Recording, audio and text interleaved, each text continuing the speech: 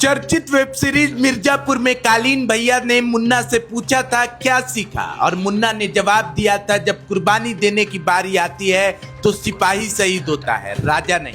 राजा तो गद्दी पर बैठकर राज करता है।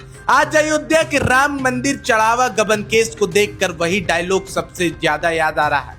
एसआईटी जांच हुई, एफआईआर दर्ज हुई, 8 लोगों की गिरफ्तारी हुई, करीब 80 लाख रुपए बरामद होने की बात सामने आई। ऊपर से देखने से लगता है कि सिस्टम ने अपना काम कर दिया, आरोपी पकड़ लिए गए और मामला लगभग साफ हो गया। लेकिन जैसे जैसे इस केस की परतें खुलती जा रही है, कहानी सीधी नहीं बल्कि और उलझती दिख रही है। क्योंकि अब सवाल सिर्फ इतना नहीं कि चोरी किसने की, सवाल ये है कि क्या जो पकड़े गए वही पूरी कहानी है, या फिर ये सिर्फ वो चेहरे हैं जिन्हें सिस्टम ने जनता के सामने पेश कर दिया। गिरफ्तार आरोपियों में शामिल अनुकल्प मिश्रा के परिवार का बयान भी अब सामने आया है। उनके रिश्तेदार सुषमा मिश्रा कहती हैं कि वो बहुत अच्छा लड़का है, हर मंगलवार सुंदरकांड पढ़ता है, पूजा पाठ में लगा रहता है। उसका नाम इस मामले में कैसे आया हमें समझ नहीं आता।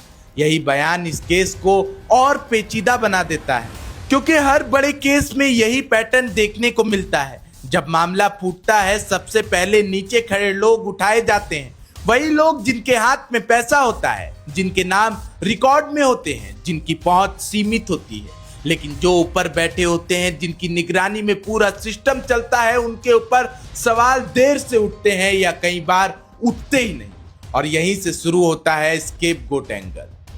क्या ये 8 लोग सिर्फ बलि के बकरे हैं? क्या इतने बड़े मंदिर, इतने बड़े ट्रस्ट और इतने बड़े फाइनेंशियल सिस्टम में करोड़ों का खेल सिर्फ कुछ कर्मचारियों के दम पर हो सकता है? या फिर कहानी में वो हिस्सा अब भी छिपा है जो सामने नहीं आया? राम मंदिर करोड़ों की आस्था का केंद्र है। यहाँ आने वाला हर चढ़ावा सिर्फ पैसा नहीं, लोगों का विश्वास होता है। और अगर उसी विश्वास के भीतर सेंध लगी है तो सवाल सिर्फ अपराध का नहीं, भरोसे का बन जाता है। परिवार अपने बच्चे को निर्दोष बता रहा है, पुलिस अपनी कार्रवाई को सही बता रही है, लेकिन जनता के मन में अब सबसे बड़ा सवाल यही है कि क्या ये सिपाही हैं जिन्हें कुर्बानी के लिए सामने कर दिया गया है? क्योंकि मिर्जापुर का वो डायलॉग सिर्फ वेब सीरीज का सीन नहीं था। कई बार सत्ता और सिस्टम का असली नियम भी वही होता है, सिपाही शहीद होता है, राजा नहीं।